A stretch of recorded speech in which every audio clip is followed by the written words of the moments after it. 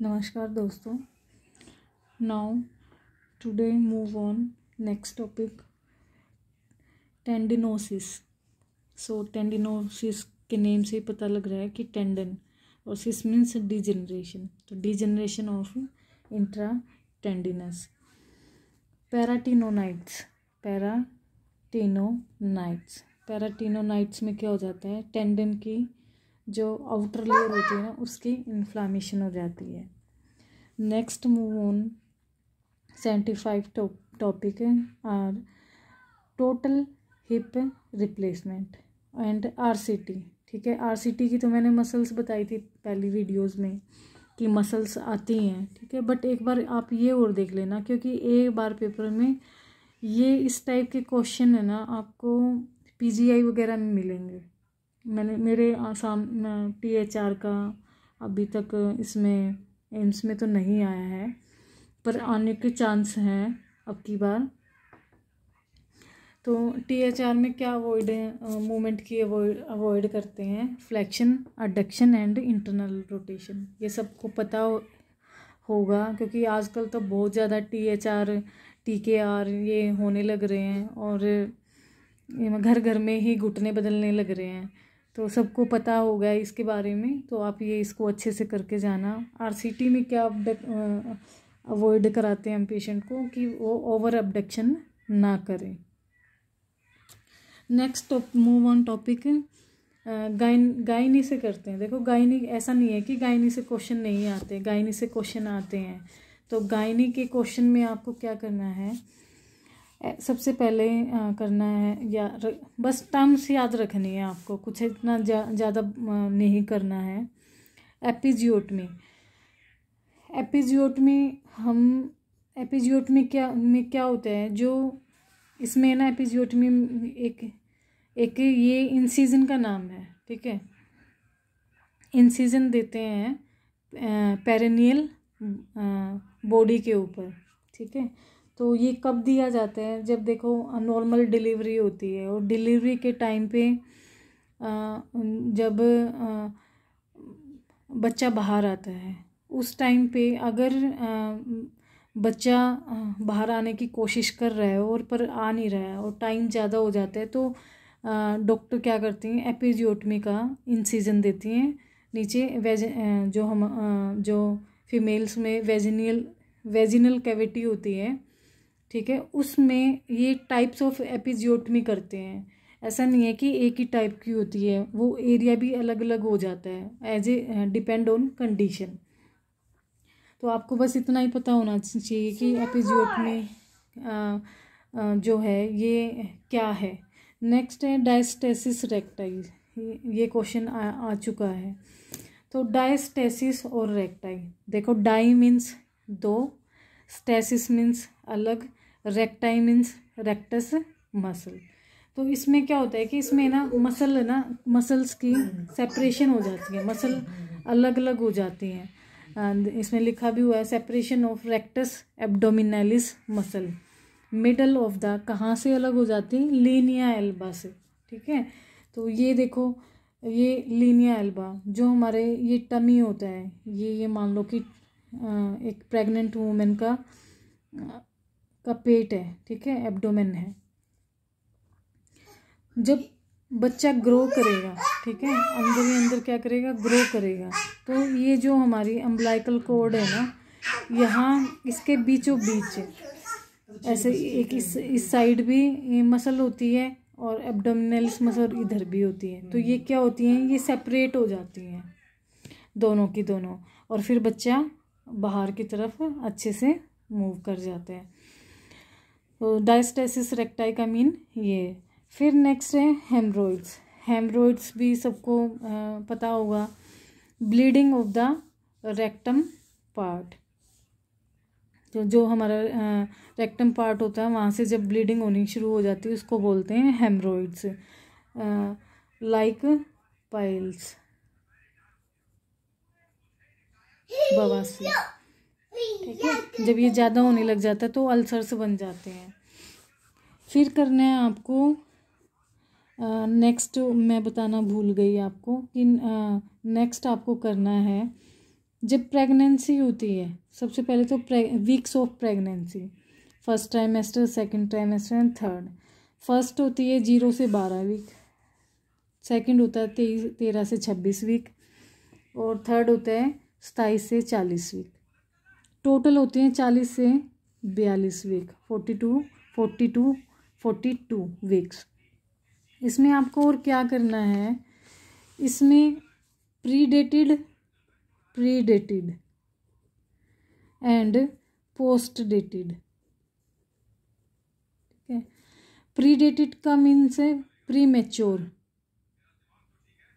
Baby का होना, बच्चा जल्दी बाहर आ जाना, 6 महीने का। कई बार आपने देखा भी होगा, जब इंटर्न करने गए होंगे आप, छोटे छोटे बच्चे NICU में, न्यूनेटल NICU में होते हैं, कोई 7 महीने का होता है, कोई 8, कोई 9 पूरा नहीं होता है, उससे कम का, तो उनको बोलते हैं pre dated means pre mature. और पोस्ट डेटेड मतलब पोस्ट डेटेड का मीन्स होता है कि जो डिलीवरी का टाइम होता है, जैसे कि 21 तारीख दी हुई है डिलीवरी टाइम की, 21 के आसपास होगा, उसके बाद जब 15 दिन बढ़ जाते हैं और 15 दिन में भी बेबी नहीं होता है, उसको बोलते हैं हम पोस्ट डेटेड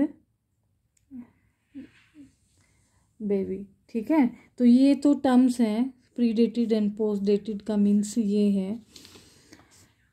और आपको गायने में क्या करना है, गायने में आपको करना है, जब प्रेगनेंसी होती है, प्रेगनेंसी के टाइम में बॉडी के अंदर, फीमेल बॉडी के अंदर क्या चेंजेस होते हैं, female body, changes of female body. देखो, सबसे पहले तो ग्रोथ हार्मोन इंक्रीज होता है। ठीक है, बॉडी का साइज इंक्रीज हो जाता है, वेट बढ़ जाता है, और हार्मोन इम्बैलेंस हो जाते हैं। ठीक है, मूड स्विंग्स हो जाते हैं, एंजाइटी आने लग जाती है, काफ़ी सारे साइकोलॉजिकल भी होते हैं, फिजिकल भी होते हैं, मेंटल भी होते हैं। तो आप ये प्रेगनेंसी चेंजेस आप देख लेना। ठीक है, वॉमिटिंग्स वगैरह ये सारी चीज़ें इसमें इंक्लूड होती हैं। और इसमें गायनी में मुझे नहीं लगता कि हाँ, गायनी में सक्शन का भी पार्ट है बच्चे का, तो सेक्शन 0 से 70 तक ही हम वैक्यूम प्रेशर देते हैं बच्चे में। और अगर आगे और टॉपिक आएंगे तो मैं ज़रूर आपको गायनी का बताऊंगी। अभी तो मुझे यही याद आ रहे हैं, मेरे नोट्स में यही लिखे हुए हैं। Next move on topic, most important topic, lateral epicondylitis, most important. कल स्केच पेन ले लेती हूँ। Most important, lateral epicondylitis and medial epicondylitis. सबसे पहले तो ये देखो कि आपको इसमें एग्जामिनर आपको क्वेश्चन कैसे बना के देगा। 2 एपिकोंडाइलिटिस हैं, एक तो लेटरल साइड और एक मीडियल साइड है। जो लेटरल साइड है, उस लेटरल साइड वाले को हम बोलेंगे टेनिस एल्बो, और मीडियल साइड वाले अंदर वाले को बोलेंगे हम गोल्फर एल्बो। पर मोस्ट ऑफ टेनिस एल्बो ज़्यादा, टेनिस एल्बो की कंडीशन ज़्यादा पेशेंट्स में मिलती है, और केस भी ज़्यादा टेनिस एल्बो के ही देखते हैं। सो लेटरल टेनिस एल्बो को हम रेडियल टनल सिंड्रोम भी बोलते हैं। क्या बोलते हैं? Radial tunnel syndrome. और एक क्वेश्चन बन सकता है कि इसमें कौन सी मसल ग्रुप इन्वॉल्व होती हैं, तो आपको मसल के नेम याद रखने हैं। एक्सटेंसर मसल पता होना चाहिए, extensor carpi radialis brevis, extensor digitorum टोरम कम्युनेंस। ठीक है, नेक्स्ट करते हैं मीडियल एपिकोंडाइलिटिस। इसमें ये 2 ही क्वेश्चन बन पाएंगे, इससे ज़्यादा कोई क्वेश्चन बनेगा नहीं इसमें। तो नेक्स्ट है मीडियल एपिकोंडाइलिटिस। मीडियल एपिकोंडाइलिटिस को हम बोलेंगे गोल्फर एल्बो। और गोल्फर एल्बो मीडियल साइड होता है, इसलिए गोल्फर जो गेम होता है ना, उसमें हो जाता है ये। तो क्वेश्चन स्पोर्ट्स से आ सकते हैं ये। गोल्फर एल्बो को क्या बोला जाता है? मीडियल एपिकोंडाइलिटिस। ठीक है, लाइटिस है तो इन्फ्लामेशन हो जाती है, और इसमें मसल कौन सी इन्वॉल्व होती है? फ्लेक्सर मसल ग्रुप इन्वॉल्व होती है।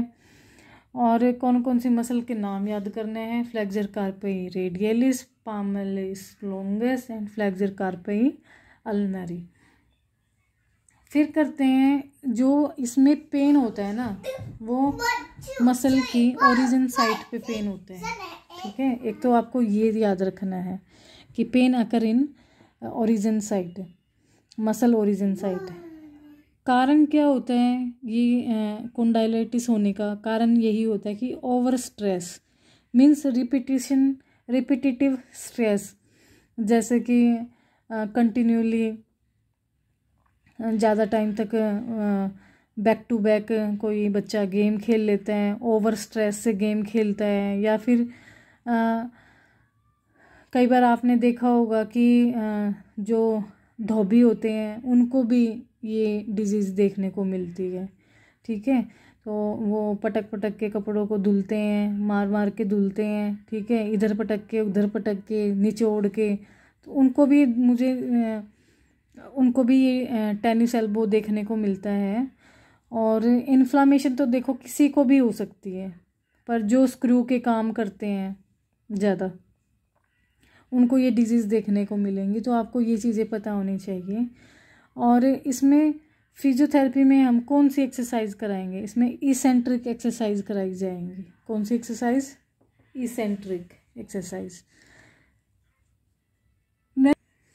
Next move on the topic 78 topic cubitus varus deformity and cubitus valgus deformity है। मुझे लिखते वक्त ना थोड़ा सा बाद में थोड़ा सा ध्यान दिया मैंने कि ये इम्पिंजमेंट सिंड्रोम में मैंने बाद में लिखना था, पर चलो पहले कोई नहीं, आप पहले ये वाले टॉपिक कर लेना, कुबाइटस वेरस डिफॉर्मिटी और कुबाइटस वेल्गस डिफॉर्मिटी।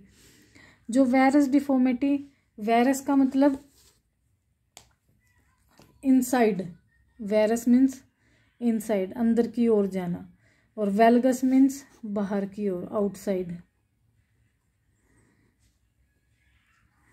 तो कुबाइटस जो वेरस होती है डिफॉर्मिटी, ये ज़्यादा किस कंडीशन में होती है? जब ह्यूमरस का फ्रैक्चर होता है और वो माल यूनियन हो जाता है। माल यूनियन मीन्स वो यूनाइट नहीं होते हैं, और इसको हम गंज शोक डिफॉर्मिटी भी बोलते हैं, कुबाइटस वेरस डिफॉर्मिटी को। आप डायग्राम में देख सकते हैं, देखो ये मैंने मजाक तो बनाना नहीं है, ठीक है, जैसा बना दिया मैंने जल्दी ही।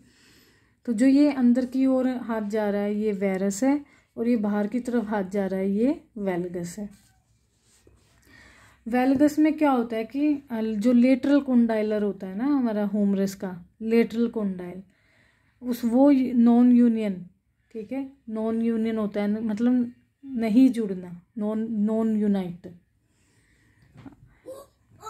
तो उसको ये कुबाइटस वेल्गस डिफॉर्मिटी हो जाती है, और इसमें सिम्टम्स जो आएंगे वो अल्नर नर्व सिम्टम्स आएंगे। फिर करते हैं, इसके बीच में मैंने लिख दिया impingement syndrome. Impingement syndrome means दबाव, पिंच होना, ठीक है, क्या होना? पिंच। तो इम्पिंजमेंट सिंड्रोम में सबसे पहले तो आप जितने भी है ना साइन आते हैं ना, साइन टॉपिक बना लेना इसका नोटबुक में। जो भी साइन आते हैं अपनी नोटबुक में लिख लो और उसको बिल्कुल याद कर लो। 1-2 साइन जरूर मिलेंगे आपको पेपर में देखने को।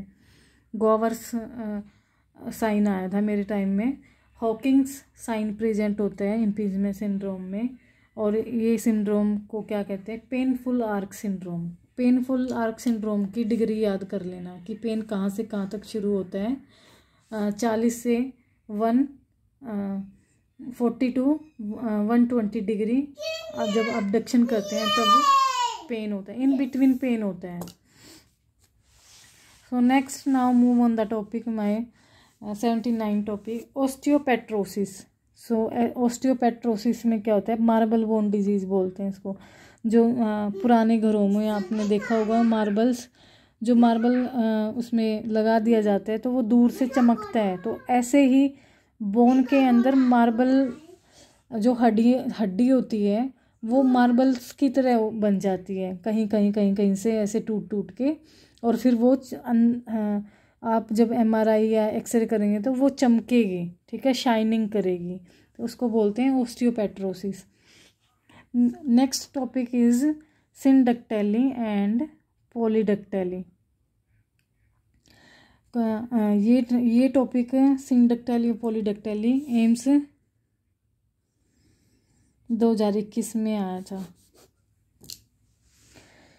सिंडक्टाइली में क्या होता है, देखो ये फिंगर है, ठीक है, अगर ये फिंगर इसके साथ जुड़ी है, ये मान लो ये फिंगर है, अगर ये जुड़ी है, ठीक है, मोर फिंगर नहीं, इन्हीं में से कोई भी फिंगर जुड़ी हुई है, ठीक है, या फिर कोई और फिंगर जुड़ी हुई है, अनदर फिंगर, तो उसको बोलेंगे हम सिंडक्टाइली।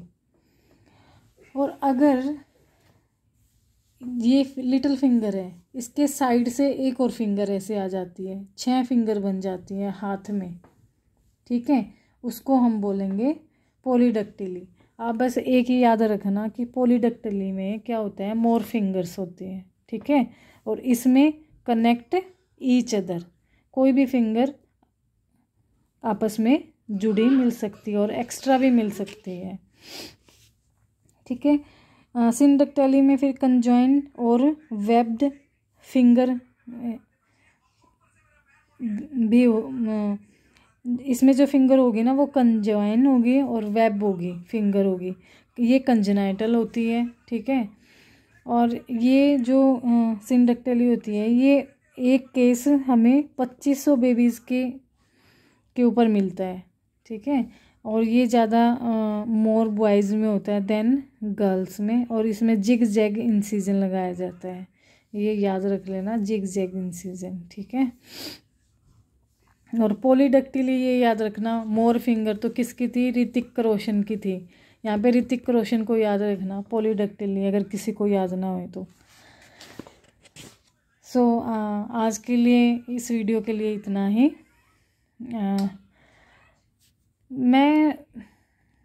मैंने ये वीडियोस बनाना क्यों शुरू किया, आप सोच नहीं सकते कि मैंने कैसे शुरू किए हैं। मैंने सिर्फ एक ही वीडियोस बनाई थी, अपने आप से यूं ही बैठी हुई थी, और मैं ये सोच रही थी कि मेरे को ये जो क्वेश्चंस मुझे पता है इनकी मैं वीडियोस बना दूं कि और किसी की भी हेल्प हो जाए। फिर मैंने एक बात और सोची कि फिजियोथेरेपी में जब आप ना MCQ वगैरह सर्च करेंगे या फिर कोई स्टडी एकेडमी अगर सर्च करेंगे तो आपको नहीं मिलेगा, आपको बी प्रैक्टिकल आपको बहुत मिलेगा, पर एग्ज़ाम के पर्पज़ से आपको कोई भी चैनल या फिर मतलब मटेरियल नहीं मिलेगा, इवन पेपर भी नहीं मिलेंगे, क्योंकि ये जो दिक्कतें हैं ये मैंने भी फेस की हैं। जब मैंने एग्ज़ाम दिया था 2 बार, तो मैं भी ऐसे ही फ़ोन के सामने बैठ के ऐसे ही सर्च करती रहती थी कि कहीं से कुछ आइडिया मिल जाए, ये भी नहीं पता कर पाते थे कि क्या आएगा सिलेबस में और क्या नहीं आएगा। सो तब मैंने ये सोचा कि जैसे तैसे भी वीडियोस बने, मुझे बनानी ही बनानी है, चाहे कितनी बार भी बने, पर मैं बनाऊंगी, ठीक है। तो जब मैं बना ही रही हूँ तो आप मेरा फ़ायदा उठाएं, और अगर मेरे फ़ायदे से अगर आपको कुछ हेल्प मिलती है तो इससे ज़्यादा और क्या खुशी होगी। और बीच बीच में और काफ़ी सारे टॉपिक्स आएंगे, अभी इंटरेस्टिंग टॉपिक तो रहते ही हैं, स्प्लिंट्स हो गए हमारे पूरे, और ये काफ़ी सारी डिजीज़ रह गई जिनसे क्वेश्चंस आते हैं, न्यूरो का पार्ट रहता है अभी, और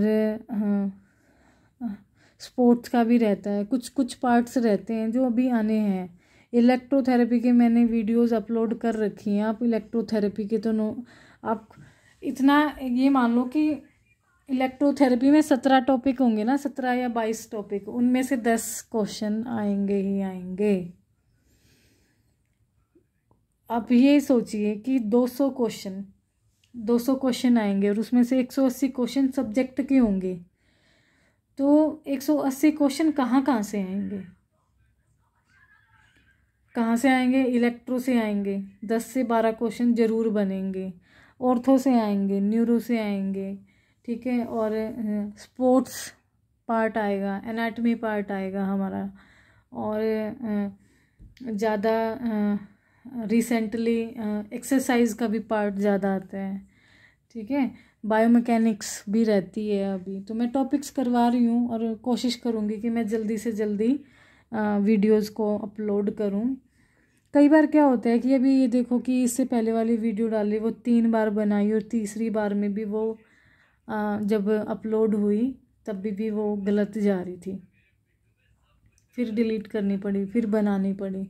तो मेहनत लगती है, ऐसा नहीं है कि ये काम जल्दी जल्दी हो जाता है, पर कोई नहीं, मेहनत भी करेंगे। और मैं ये सोच रही हूँ कि आने वाले टाइम पे देखो एकदम किसी से कुछ नहीं हो पाता है। आने वाले टाइम पे मैं अपन ऑल नोट्स भी बना दूँगी, ठीक है। आप नोट्स को ले सकते हैं। और दूसरी बात कि फिर मैं अपना आपको notes wise online study material भी दूंगी। अभी तो मैं जैसे कि जस्ट ब्रीफली सी आपको बता रही हूँ कि क्योंकि अभी मैं प्रिपेयर करके ये वीडियोज़ नहीं बनाती, जस्ट नोट्स उठाए और नोट्स में से देख के मैं बता रही हूँ। पर होप सो अगर आपका साथ रहेगा तो मैं आगे स्टडी कराने की भी, एग्ज़ाम की प्रिपरेशन कराने की भी वीडियोज़ बनाऊँगी, ठीक है, अपलोड करूँगी। आप साथ बनाए रखना, और साथ बना रहेगा तो आगे चलते रहेंगे, और साथ नहीं रहेगा तो आगे तक कैसे जा सकते हैं। और मेरी वीडियोस को लाइक भी करें, सब्सक्राइब भी करें, और आसपास में आपके जो भी तैयारी कर रहा है ना, शेयर करें आप। और दूसरा, अगर किसी को कोई टॉपिक है ना समझा सके ना तो ज़रूर समझाएं। देखो पढ़ाने, जब आप एक टॉपिक आप पढ़ लिए हैं और पढ़ने के बाद आप किसी और को पढ़ा रहे हैं, तो ये मानो ये वो टॉपिक आपको लंबे समय तक याद रहेगा। या फिर आप किसी को 10 टॉपिक आपने प्रिपेयर कर लिए हैं, उन 10 टॉपिक को रिवाइज करो, 10 टॉपिक को 10 बार रिवाइज करो, ठीक है। तो 10 बार रिवाइज मैं क्यों बोल रही हूँ, देखो अगर आप पानी निकालने के लिए चलेंगे तो 10-10 इंच में 5 जगह खोद देंगे, ठीक है, क्या पानी निकल जाएगा? नहीं निकलेगा। अगर 5 बार को आप एक ही जगह खोदेंगे, ये 5, तो क्या होगा? पानी निकल जाएगा। समझने वाले समझदार हैं, ठीक है। तो एक चीज़ को आपने नोट्स बना लिए हैं तो उस नोट्स को रिपीटेडली रोज़ाना डेली एक बार रिवाइज़ करें, रीड करें, और रिवाइज़ करने के बाद उसके गूगल पे सर्च कर लें MCQ, वो MCQ करें। और कोशिश ये करें कि जो भी MCQ यूट्यूब वगैरह पे आ रहे हैं, ठीक है, उनमें जो टफेस्ट क्वेश्चन होते हैं ना, नहीं आएंगे, बिल्कुल भी नहीं आएंगे। देखो टफ अगर आएंगे वो क्लिनिकल पर्पज से आएंगे, एम्स में जो क्लिनिकल या फिर कोई और बुक्स होती हैं, नई नई बुक्स होती हैं, उसमें से आएगा, ठीक है। पर कोशिश यही रखना कि जितना आप अच्छा पढ़ेंगे उतना ही आपके पास, आपके अंदर कॉन्फिडेंस आता रहेगा। जितनी बार रिपीटिशन कर देंगे रीडिंग की, उतना ही अच्छा कॉन्फिडेंस निकल कर आएगा, उतने ही अच्छे क्वेश्चन अटेम्प्ट होंगे। सो आज के लिए इतना ही। अपना ख्याल रखिएगा। नया साल आ चुका है और भगवान से दुआ है, ऊपर वाले से दुआ है कि आप सब की जॉब लगे और साथ में मेरी भी लगे। सो चलो, धन्यवाद।